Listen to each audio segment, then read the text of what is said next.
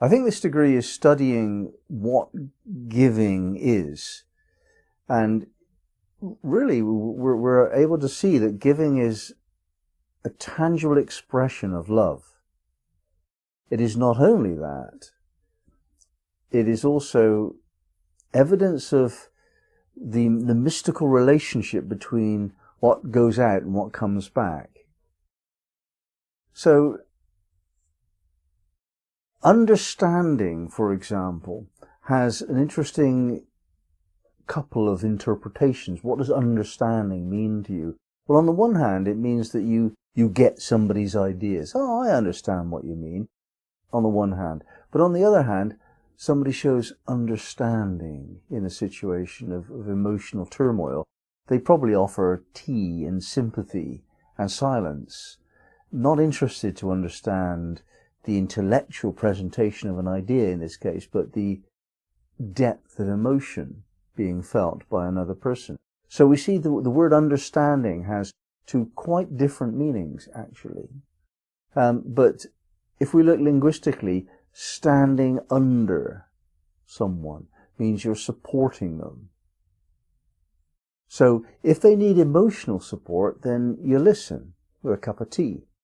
If they need tangible support, then you give them bread.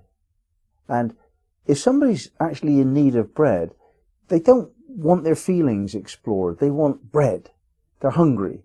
And if you actually say how much you sympathize with their hunger whilst maintaining a spare loaf of bread in your larder, you haven't shown understanding at all. They don't want your listening attention. They want your bread. On the other hand, if somebody complains about a problem and they say they want you to fix it, but the truth is that the way in which they say that is clearly an unspoken request for emotional support, then just to fix their problem doesn't fix their problem at all. In that case, giving them a loaf of bread is not helpful. We have to really go deeper. So the act of giving, on the face of it, is the passing of something tangible, bread. But underneath that is the understanding that this other person needs something from me. Here it is. Whether that's bread or a kindness in your voice, in your tone, in your smile, they probably need the kindness as much as they need the bread. Or possibly they do.